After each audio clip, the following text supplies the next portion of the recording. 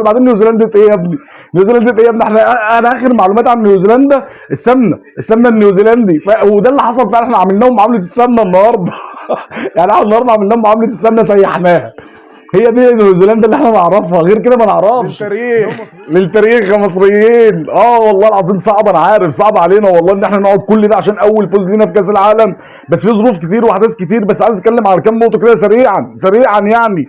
الناس اللي كانت بتتكلم وتقول لك اللي هم ما يسموا بعض الاعلاميين اللي هم بيقول لك ده منتخب الاهلي، ايه رايك نقول دلوقتي للتاريخ يا منتخب الاهلي؟ لا مش هنقول كده، مش هنعمل كده، العنوان كده، بس انا مش هقول كده. ليه؟ لان ده منتخب مصر يا عبيط، ده منتخب مصر، ده اللي ماسك الانديه كلها، اهلي زمالك اسماعيلي اتحاد اي حد، ده منتخب مصر يا ابني. افرح بمنتخب بلدك، افرح بمنتخب بلدك، للتاريخ اهو.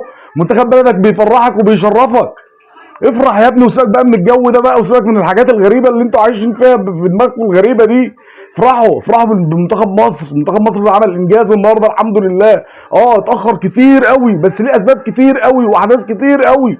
دايما ملناش حظ في تصفيات كاس عالم وملناش حظ في كاس عالم. احنا طول عمرنا كده الحمد لله، احنا ابطال افريقيا، بطوله افريقيا بناخدها زي السلام عليكم.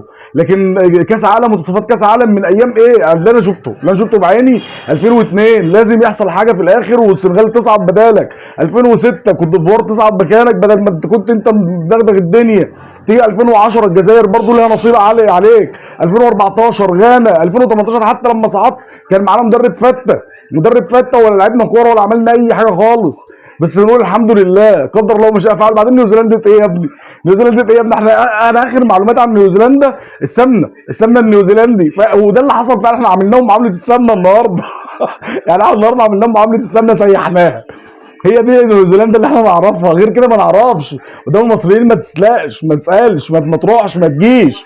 اللهم لك الحمد، اللهم لك الحمد. طبعا المباراه الشوط الاول كان وحش قوي قوي قوي قوي قوي قوي، بس بسبب الضغوط اللي كانت محطوطه على اللعيبه كانت رايحه يعني الماتش داخله الماتش بالنسبه لهم صعب، بالنسبه لهم انهم خلاص عايزين يكسبوا والناس كلها بتطالب بالمكسب.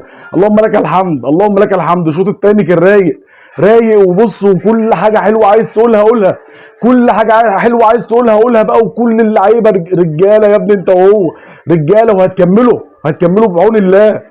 بقول ان احنا مكملين في البطوله دي باذن واحد احد.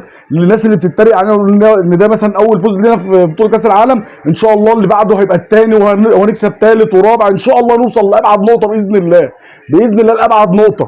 والف شكر يا رجاله، والف شكر يا كابتن حسام، الف شكر، الف مليون شكر يا رجاله. فرحتونا والحمد لله. يعني السهره ما راحتش على الفاضي. الف مليون مبروك يا مصريين. وزي ما قلت لك يا ابني انت وهو افرح بمنتخب بلدك، مليون مبروك يا مصريين.